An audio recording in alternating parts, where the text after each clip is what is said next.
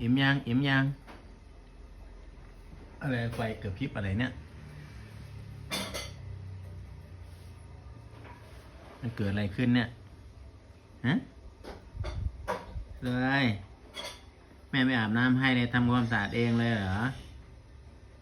แม่ทำอะไรอยู่วะไม่ยอมอาบน้ำไม่พารวยสักทีเลยถ้าอาบก็จะได้ขาวกว่านี้นะอันนี้มันจะดำแล้วแมวขาวอะไรจะดำฮะแมวขาวแต่ดำเนี่ย